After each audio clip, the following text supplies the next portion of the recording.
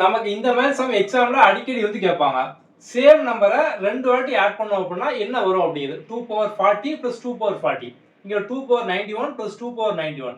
So இந்த மாதிரி வந்து பவர்ல கொடுத்துட்டு நமக்கு சேம் நம்பர் இருந்தது அப்படின்னா நீங்க பார்த்த உடனே சிம்பிளா ஆன்சர் பண்ணிடலாம். இதோட ஆன்சர் பார்த்தோம் அப்படின்னா இதுக்கு அடுத்த நம்பர் 2 power 41. இப்போ இங்க 2 power 91 2 power 91 சேம் நம்பரை நம்ம வந்து 2 வாட்டி வந்து ஆட் பண்றோம். அதோட ஆன்சர் பார்த்தோம் அப்படின்னா இதுக்கு அடுத்த நம்பர் 2 power 92. ஸோ இதே மாதிரி 2 வச்சா பார்த்தோம் அப்படின்னா எப்போதுமே வந்து கேட்பாங்க. ஸோ இந்த மாதிரி சம் நீங்க வந்து ஈஸியா பார்த்தோன்னே ஆன்சர் பண்ணிடலாம். இது ஷார்ட்கட். இப்போ நம்ம ட்ரெடிஷனல் மெத்தட் பார்த்தோம் அப்படின்னா இங்க 2 power 40 காமனா வெளியே எடுத்துடலாமா? எடுத்தோம் அப்படின்னா இது வந்து 1 இருக்கும் பிளஸ் 1 அடுத்து 2 power 40 இன்டூ இங்க வந்து 1 பிராக்கெட். ஸோ நான் வந்து மல்டிபிள் போட்டேன். 1 + 1 அப்படிங்கிறது 2. ஓகே, இங்க பவர்ல எதுவுமே இல்லை. அப்போ நம்ம 1ன்னு போட்டுக்கலாமா? ஏன்னா 1 போட்டா அதே வேல்யூ தான். ஓகே, இப்போ நமக்கு வந்து கீழே பேஸ் சேமா இருக்கு, பவர் பார்த்தோம் அப்படின்னா வந்து வேற இருக்கு. அப்படிதானா? அப்போ நம்ம வந்து பேஸ் சேமா இருக்கு அப்படின்னா பவர் வந்து ஆட் பண்ணிடலாம்.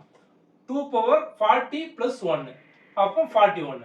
அதாவது பேஸ் சேமா 2 2ன்னு இருக்கு, பவர் தான் வேற வேற இருக்கு. அப்போ நம்ம வந்து பவரை வந்து ஆட் பண்ணி போட்டுக்கலாம். இது ட்ரெடிஷனல் மெத்தட். நம்ம ஆனா பார்த்த உடனே ஷார்ட்கட்ல ஆன்சர் பண்ணிடலாம். இதோட ஆன்சர் 2 power 41. நீ இதே மாதிரி இதுக்கு பண்ணி பார்த்தீங்க அப்படின்னா ட்ரெடிஷனல் மெத்தட்ல இதான் வந்து வரும். அவ்வளவுதான், சிம்பிள்.